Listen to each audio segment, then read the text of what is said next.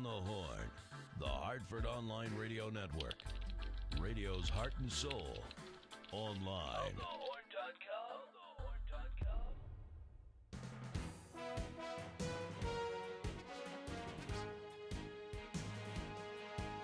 Good evening, ladies and gentlemen. It's News Talk tonight on the Horn, onthehorn.com. Thousands can listen. You can too on demand at iTunes, Stitcher, and RadioIO.com. Wherever you're going on the WWW, take us along with you. News Talk tonight is brought to you by Amazon.com, Sanders Travel, Sherpa Technologies, Budwitz and Meyer Jack CPA, Deepwater Seafood of Avon, and CentralCTDental.com. You can follow us on Twitter, Facebook, and YouTube. Tonight we'll be talking about the governor vetoing a bill that would have allowed ATVs to race across state property. We'll also be talking about how a deal with the University of Connecticut and Webster Bank is going to remain private, and a few other fun things. News Talk tonight, where we talk about news in Connecticut and or national news that affects the Connecticutians. I'm Dave Moore. Please welcome, and why don't we just dive right in? The Governor Daniel P. Malloy has vetoed a bill. It's his fifth veto, which is kind of unusual in that you have a Democratic governor, a Democratic House of Representatives, and a Democratic Senate. Usually you would think that the legislature and the governor, when they're from the same party, are going to be more or less on the same page.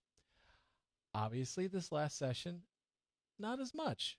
As I said, a fifth veto. This one about a bill that would have given folks who ride ATVs the right to drive across state property. Having been on an ATV a few times myself, I know how fun it is to rev it up and take off. And there are few and far between trails that ATVs can actually utilize.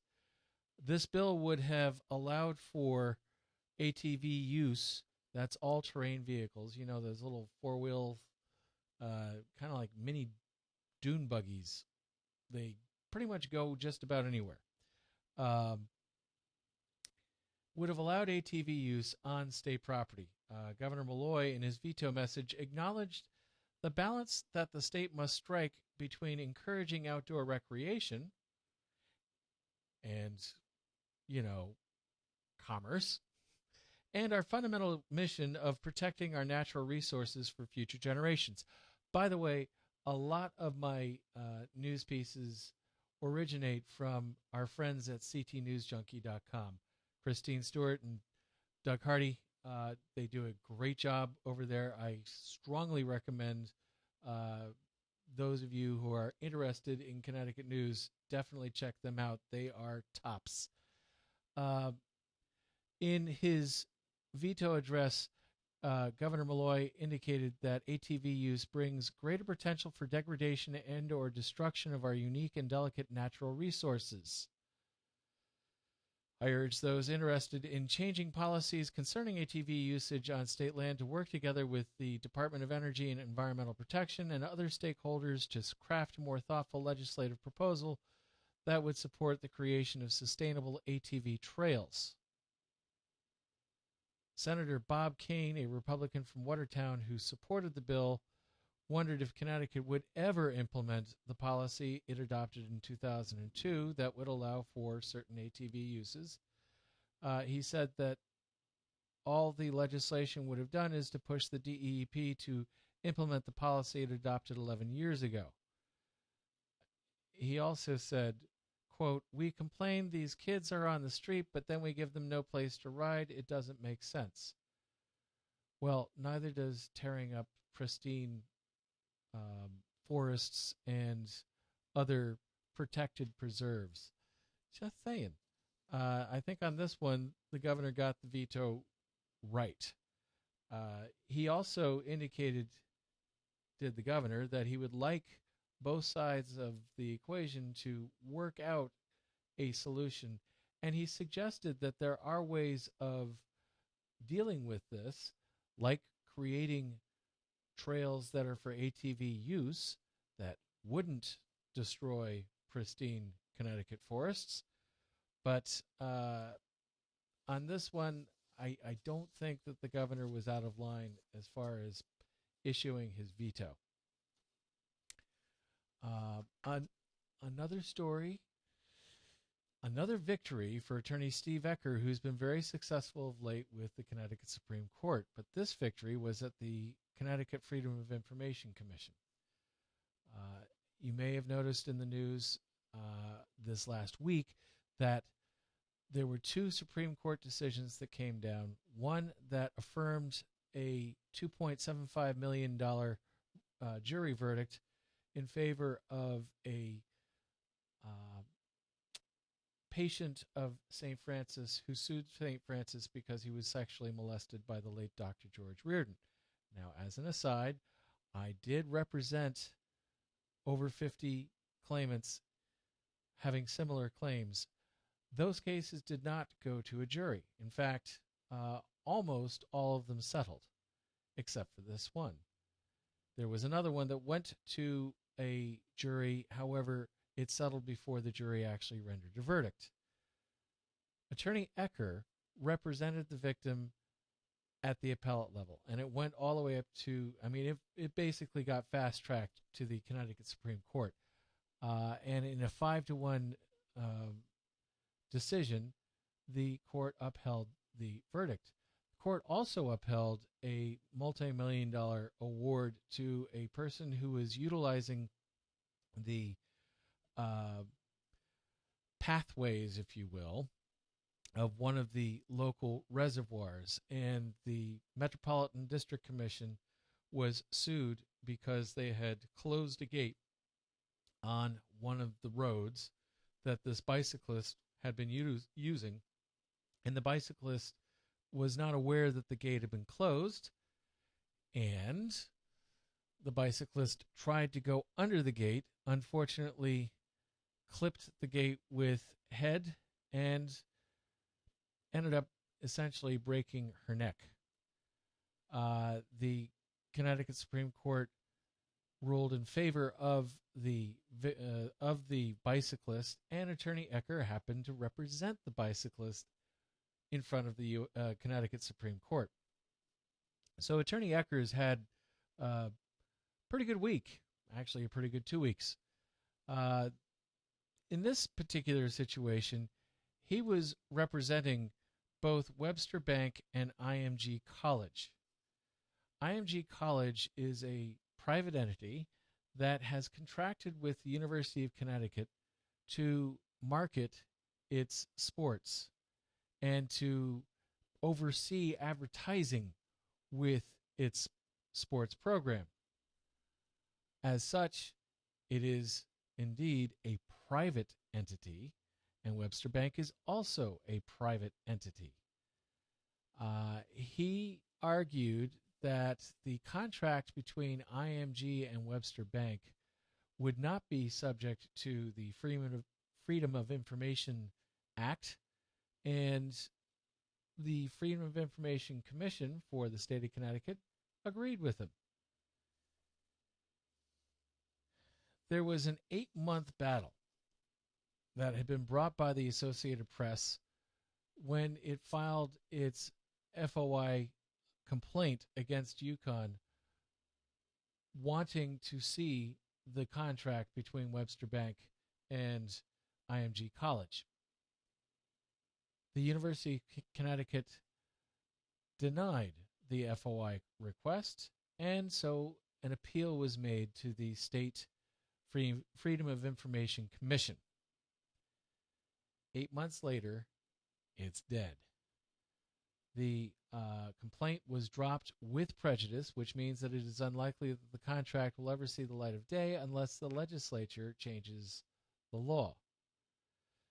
That is a possibility.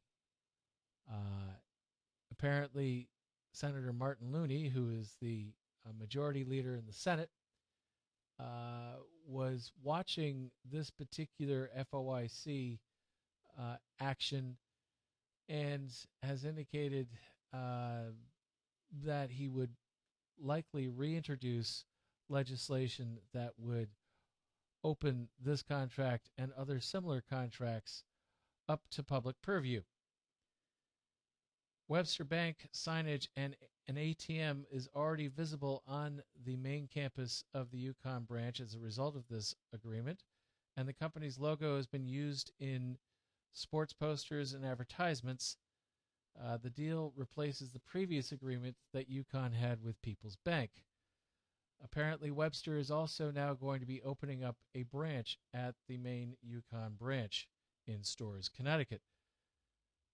The Webster agreement is unique because it is by and between Webster Bank and IMG College. There is no indication as to how much the deal is and what the deal calls for. That's why the AP filed the Freedom of Information request. But the FOIC doesn't deal with private entities. It deals with public institutions.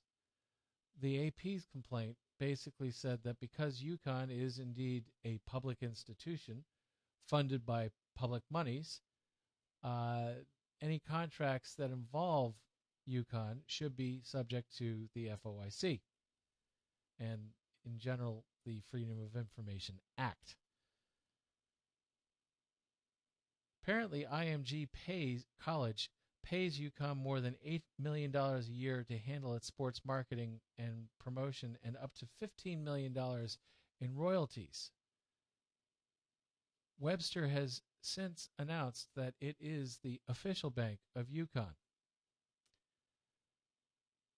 A press release from the university announced that its relationship with Webster, quote, spans all Yukon constituencies, including more than 200,000 alumni, 28,000 students, and all sports.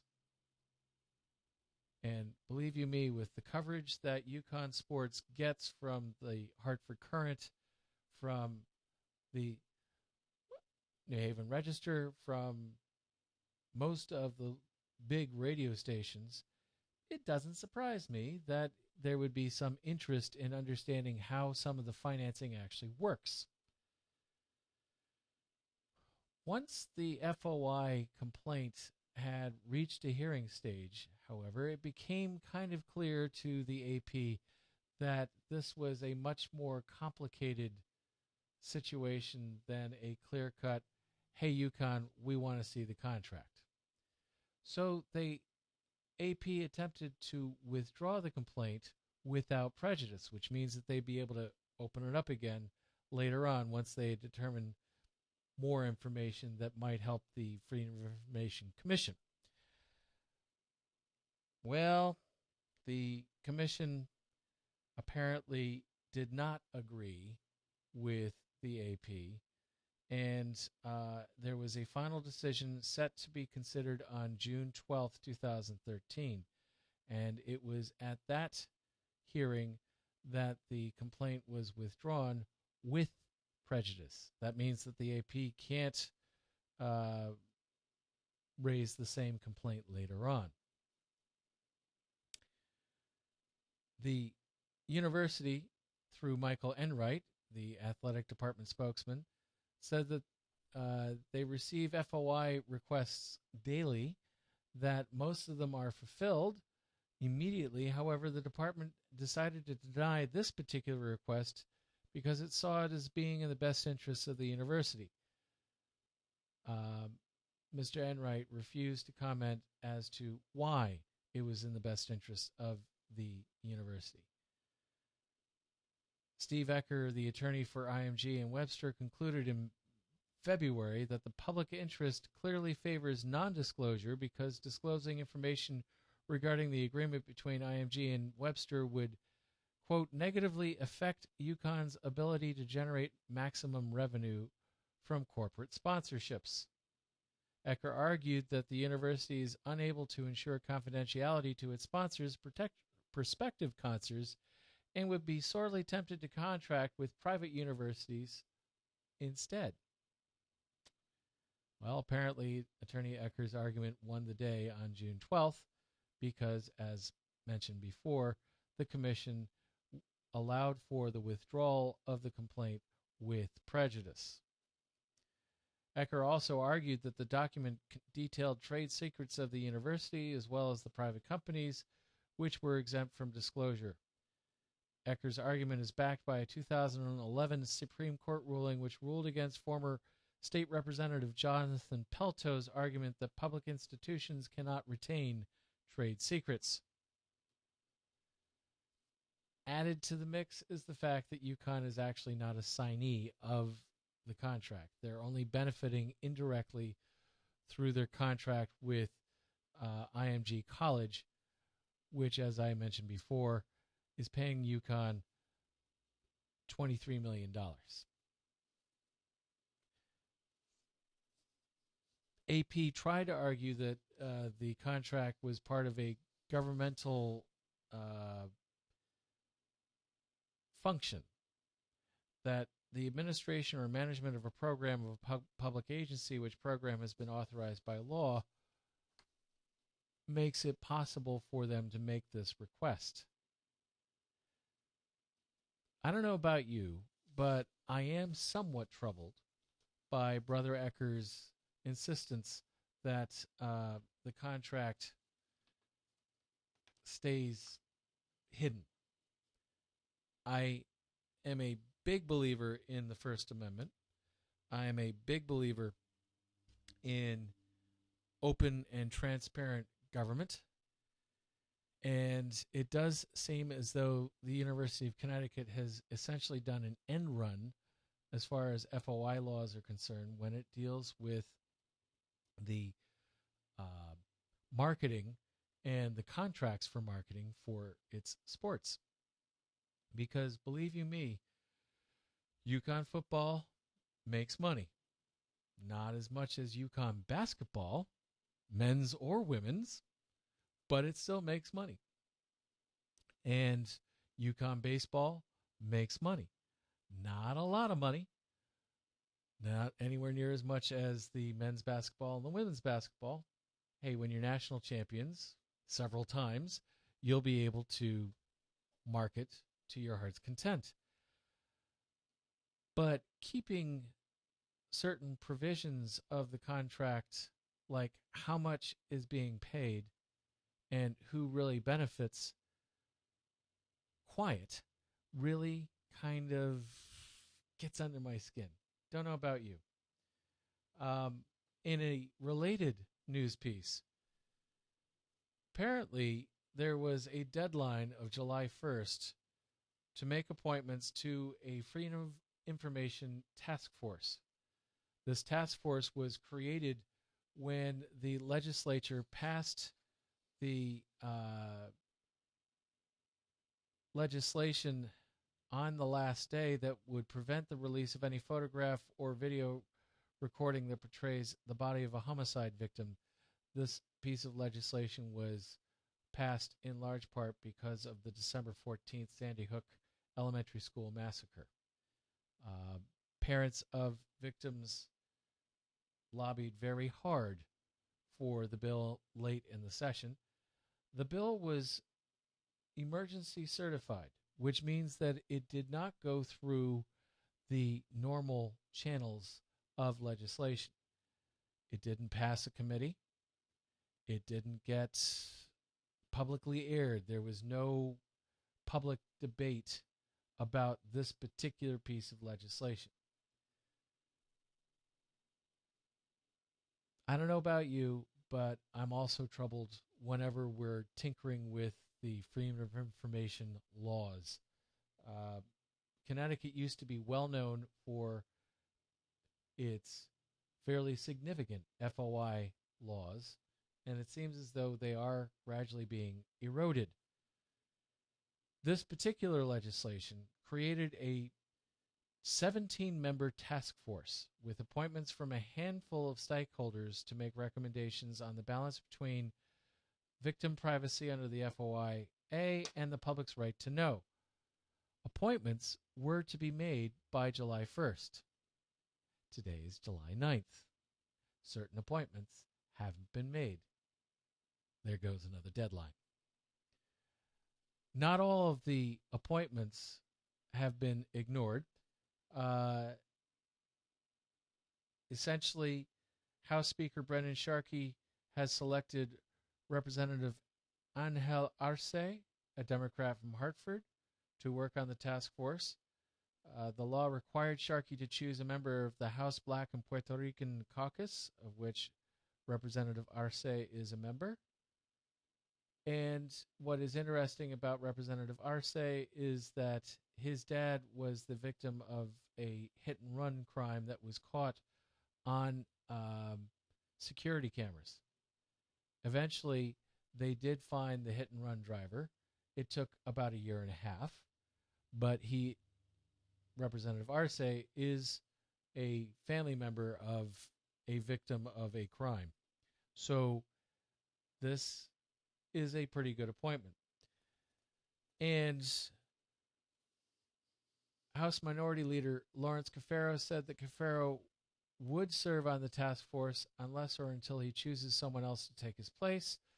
Senate President Donna Williams and Minority Leader John McKinney both were in the process of making their appointments. The governor has not made his appointment. The Connecticut Society of Professional Journalists, which the law asks to make 4 appointments, filled their 4 appointments, well within the time frame. The law specifically also names the executive director of the Freedom of Information Commission, the chief state's attorney's office, the chief state's attorney, the chief public defender, and the state victim advocate, as well as the commissioner of emergency services and public protection.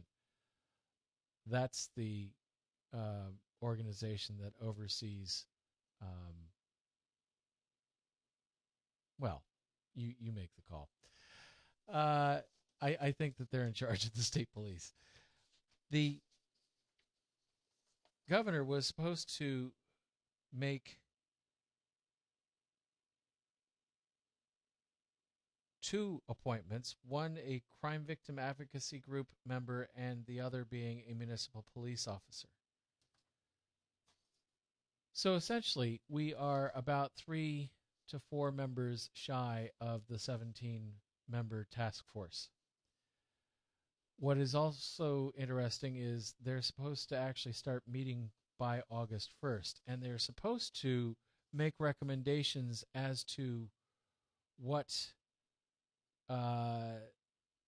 they will be doing relative to tinkering with or improving the legislation that was passed on the last day of the session. The group is supposed to be meeting at least once a month until December, and it is supposed to provide recommendations to the General Assembly by January 1st, which would be just in time for the February short session. In other interesting Connecticut legal news, the National Shooting Sports Foundation has filed a lawsuit against the governor, legislative leaders, and other state officials for using the process called emergency certification. That was what I just talked about in the previous story. That's where you don't have legislation going through any particular committee. You don't have public hearings. You just essentially declare that there is an emergency and immediately vote on it. The bill that the National Shooting Sports Foundation was suing about was the 139-page gun control bill. In the lawsuit, it is alleged that the legislation wasn't even fully printed by the time it was being considered by both the House and the Senate, and that most of the legislature was not even fully aware of all of the provisions of the law when the vote was cast. The lawsuit alleges that the General Assembly misused the emergency certification process when it passed the legislation. It claims that House Speaker Brendan Sharkey and Senate President Donna Senate President pro tempore, Donald Williams, failed to set forth any facts which necessitated an immediate vote when they declared the issue an emergency that could bypass the normal legislative process. Well, the emergency was that they weren't able to reach a compromise until 3 days before the end of the session. That was the emergency. The lawsuit will be defended by Attorney General George Jepsen, who himself is listed as a defendant. However, Jepsen has not been served with the complaint, and the Attorney General's office, even if it had been served with the complaint, could not comment on pending litigation.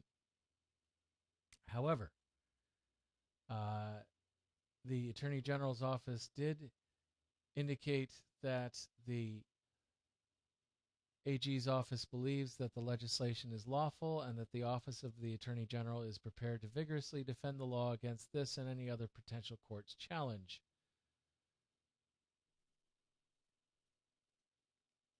There were 2 other lawsuits that were filed, and those lawsuits focus more on the substance of the bill as opposed to the process of the bill. The National Shooting Sports Foundation lawsuit focused only on the legislative process. Quote, a 139-page bill was assembled behind closed doors, bypassing both the public hearing and committee processes, and quickly sent to the floor votes on the same day in both the House and the Senate, where legislators did not have adequate time to even read the bill.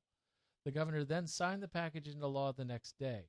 All of this is in violation of guarantees citizens are supposed to have under the Connecticut state statutes and protections in our state and U.S. constitutions, for which our forefathers fought. Lawrence G. Keene, Senior Vice President and General Counsel of the National Shooting Sports Foundation. Our lawsuit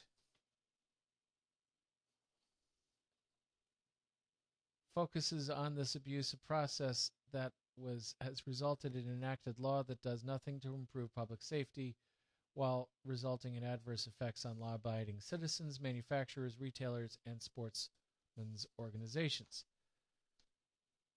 Now, as I had said earlier, I'm in favor of transparent government.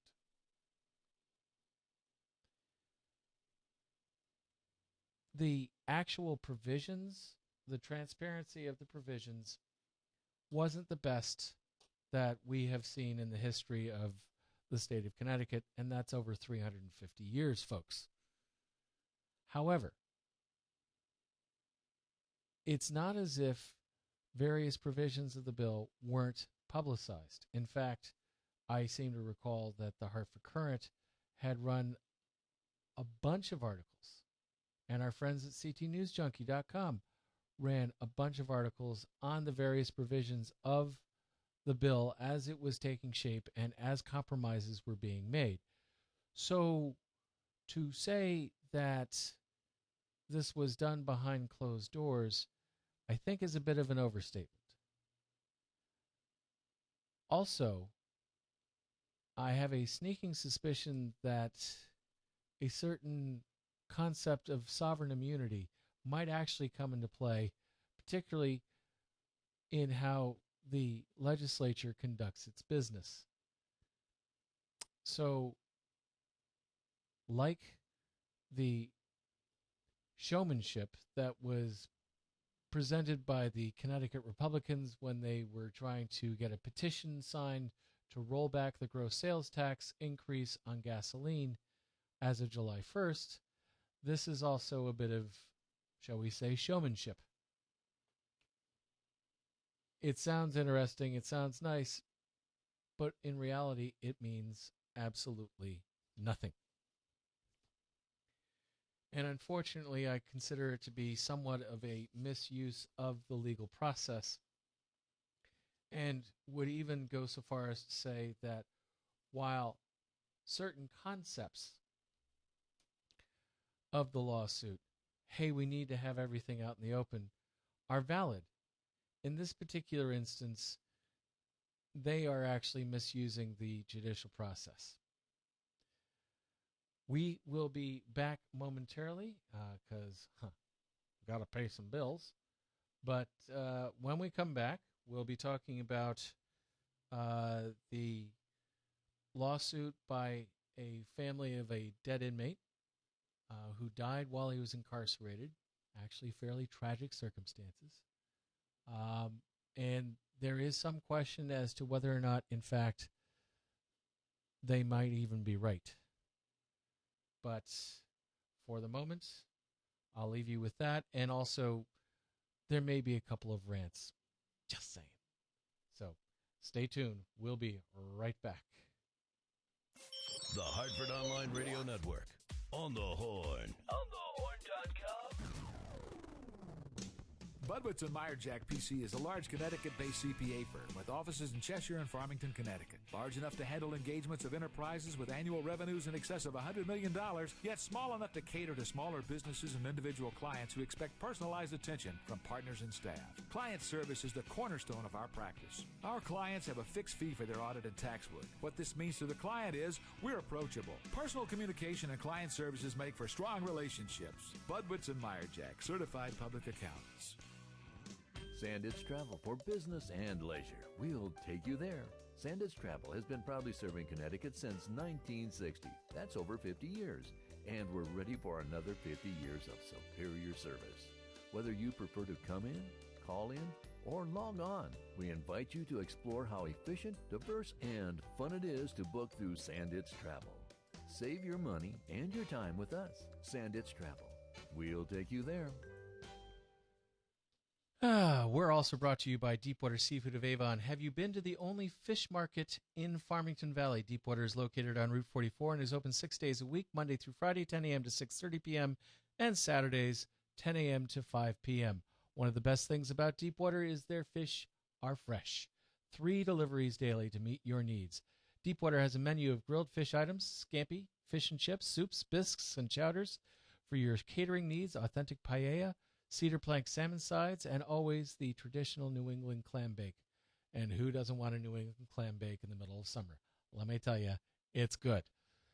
Deepwater also has the very best shrimp cocktail. And I mean, we're talking about the right combination of horseradish and a few other interesting extra ingredients that will knock your socks off. It complements the shrimp. It's the best you'll find anywhere.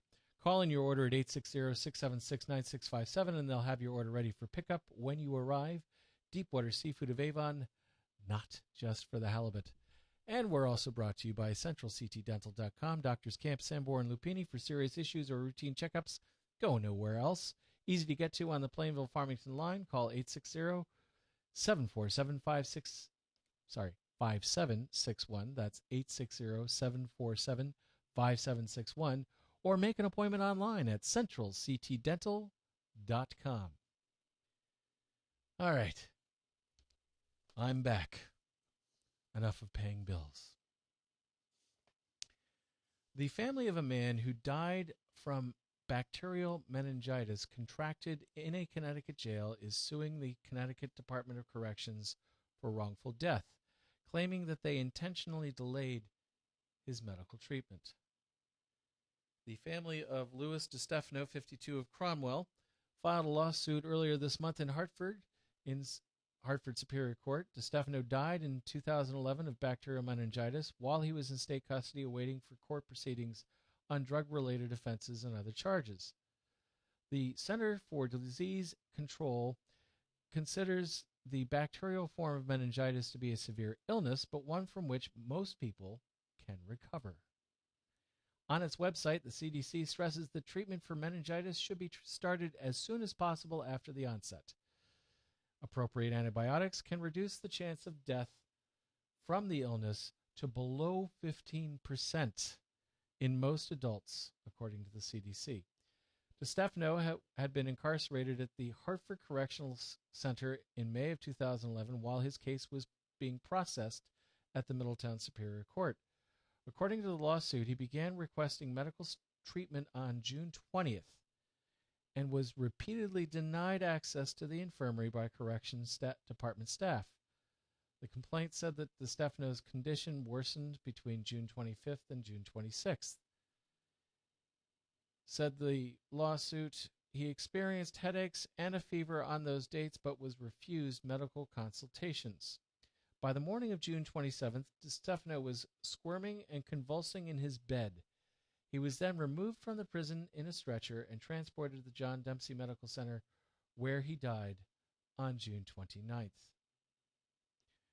According to the complaint, during the entire week of June 20th, 2011, through the time that Louis DeStefano had to be transported out of the facility on a stretcher, the defendants, acting in their individual capacities and in their official capacities, demonstrated deliberate indifference to Louis DeStefano's serious illness in violation of the Eighth Amendment protections against cruel and inhuman punishment. The lawsuit lists defendants Edward Maldonado, the facility's warden at the time, the Connecticut Correction Department Commissioner Leo Arnone. The complaint also names Hartford Correctional Center's current warden, Walter Ford, and Deputy Wardens Sandy Bundy and Dennis Roche. Acting Correction Department Commissioner James Zurenda is also included among the defendants. The complaint calls the conduct of the Correction Department officials extreme and outrageous with regard to DeStefano's illness. The defendants violated contemporary standards of decency by failing to provide Louis DeStefano with prompt medical attention, and had he promptly been seen and placed on antibiotics, he would have survived, says the lawsuit. The complaint also accuses the Correction Department officials of creating an atmosphere that tolerates malicious treatment of inmates, and the complaint further says that the Hartford Correctional Center officials refused to investigate misconduct claims brought by the DeStefano family. The lawsuit alleges that officials intended to cause DeStefano severe emotional distress by delaying his treatment. The DeStefano family is seeking compensatory and punitive damages from each of the individual defendants, as well as at least $15,000 to pay for legal fees. The family also incurred medical bills and funeral expenses. Jocelyn Falkowski, the spokeswoman for Attorney General George Jepson, said Jepson's office was reviewing the complaint and would respond at the appropriate time in court. I do have to say that, in general, I have been really pleased with what our Attorney General has been doing since he's been elected.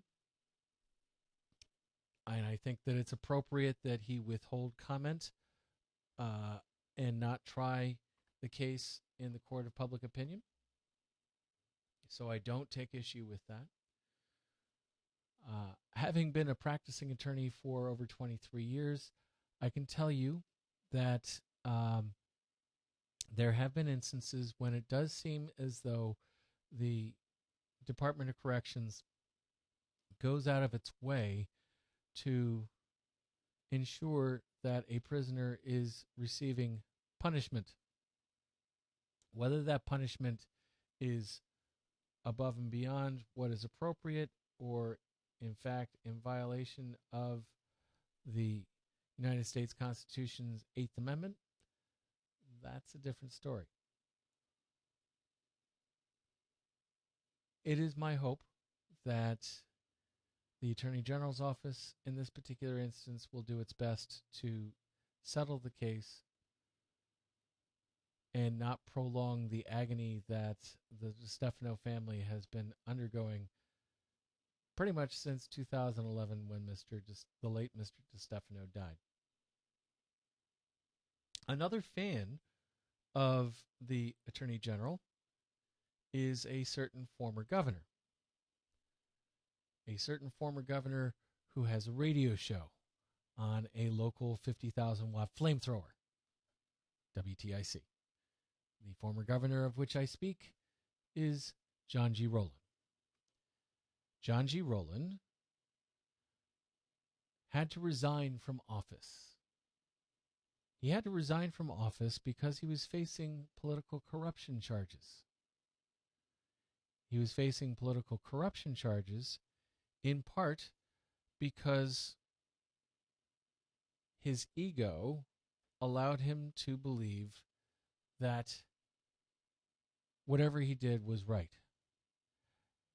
This is not a criticism that is made out of school. This is something that Governor Rowland has said himself on a number of occasions when talking about how he has essentially rehabilitated himself.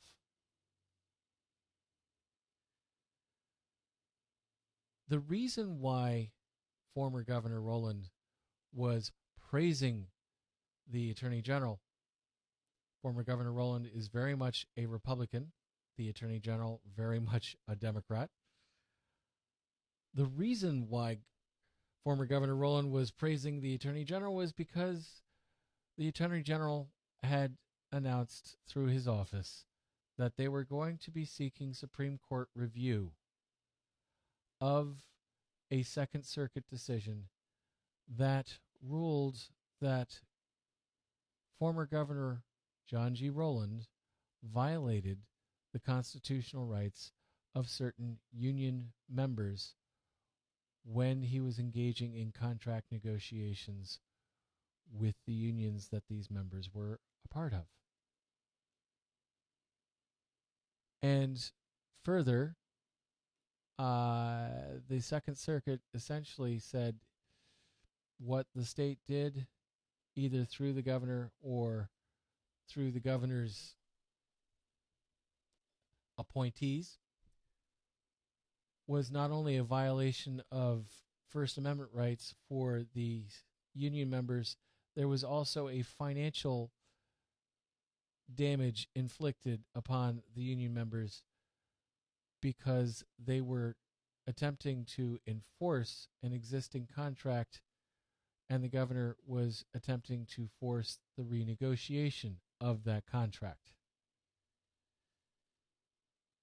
I don't know, but it kind of smacks of hypocrisy when the governor, the former governor, is lauding the decision of the Attorney General to essentially defend the former governor's decision. I might add that the Second Circuit Court of Appeals for the federal system is one of the most powerful court of appeals in the nation. And it's not because it's situated in New York. A number of judges who have sat on the U.S. Circuit Court of Appeals Second Circuit have become Supreme Court justices. The Second Circuit has been upheld more times than it has been overturned. Kind of the reverse of what the Ninth Circuit Court of Appeals is.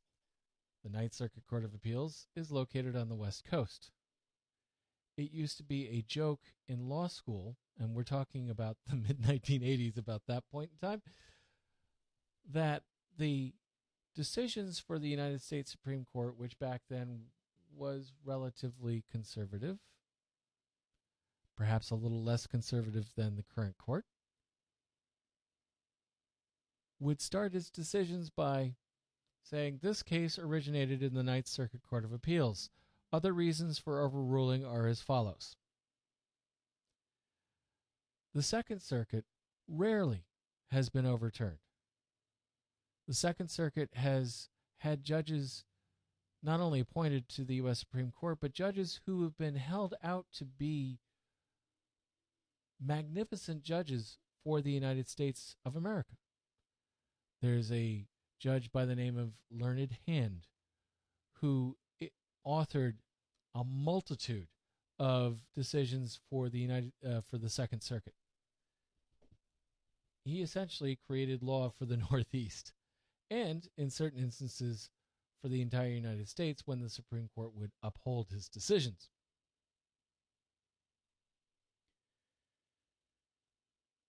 So, to criticize the Circuit Court of Appeals decision, to say that they are overreaching, to laud the Attorney General, who is essentially defending your own actions smacks of hypocrisy. But today, I heard something even worse. There are some who will agree that the busway between New Britain and Hartford is a great boondoggle, a $600 million waste of money. The former governor was not only critiquing the busway, but he was also critiquing the potential for creating a second busway going from New Britain to Waterbury. What was getting under my skin more than anything was the fact that he was decrying the current governor's, quote, ego, end quote. Of all the people in the state of Connecticut, the person least deserving of criticizing Governor Daniel P. Malloy of having a huge ego would be former Governor John G. Rowland.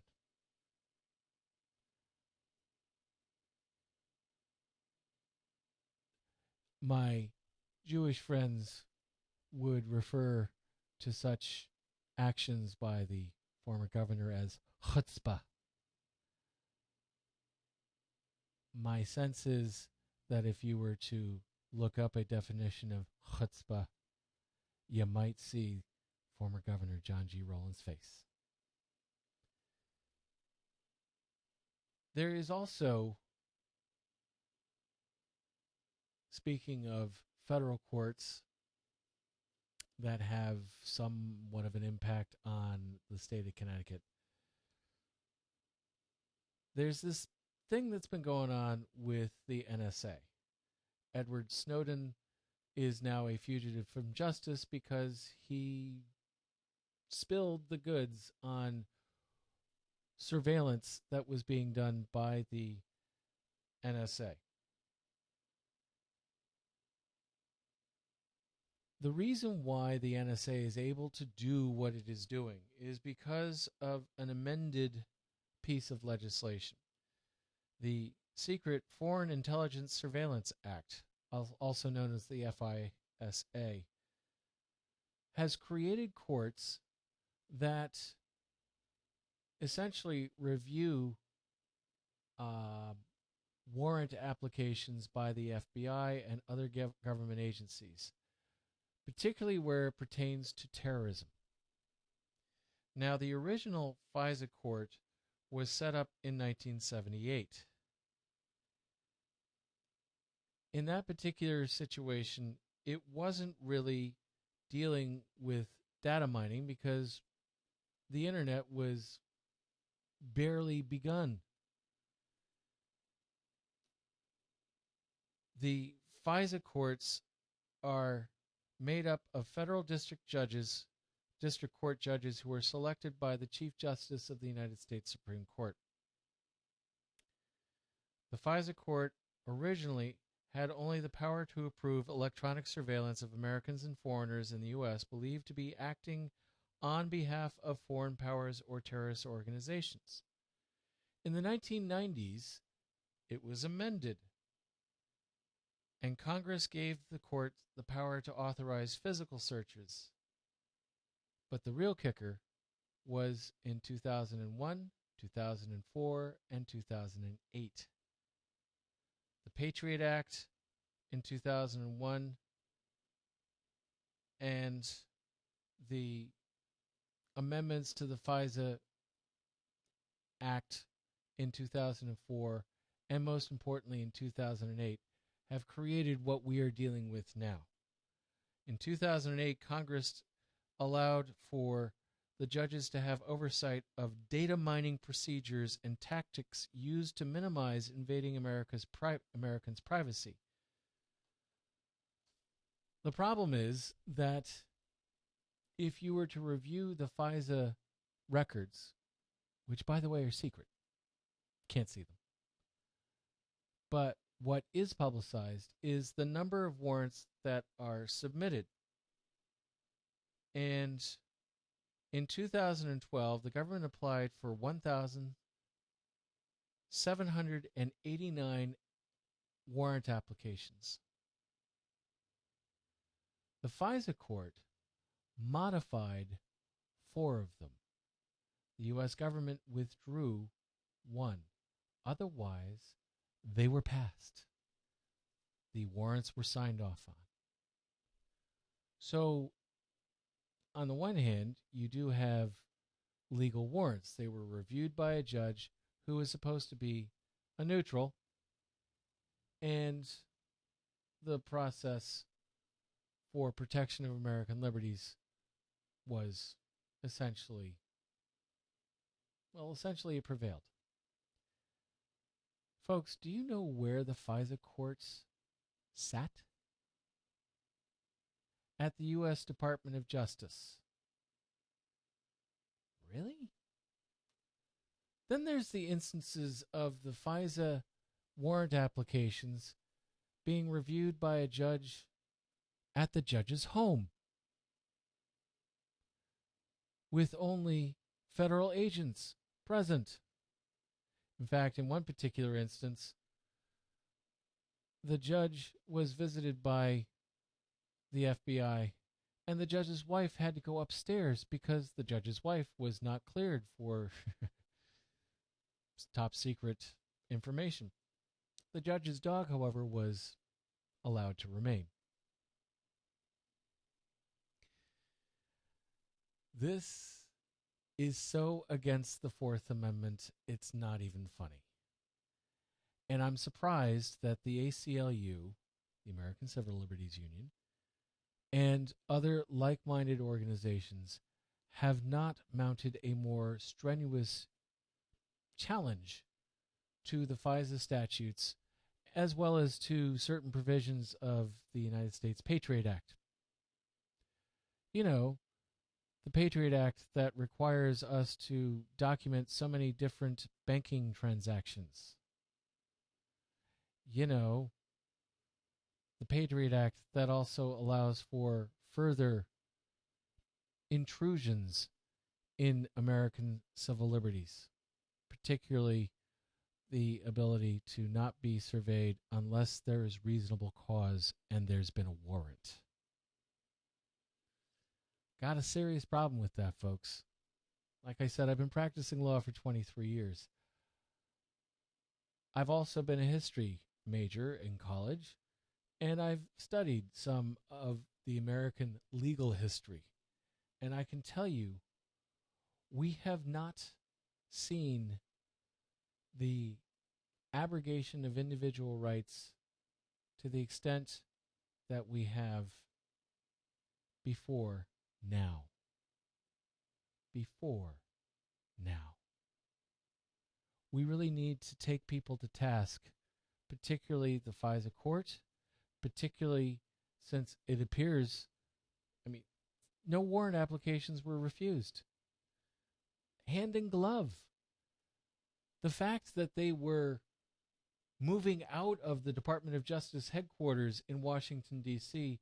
to separate facilities only further augments the aspect that they are not separate and distinct and nowhere near as neutral as they should be when it comes to dealing with these warrant applications.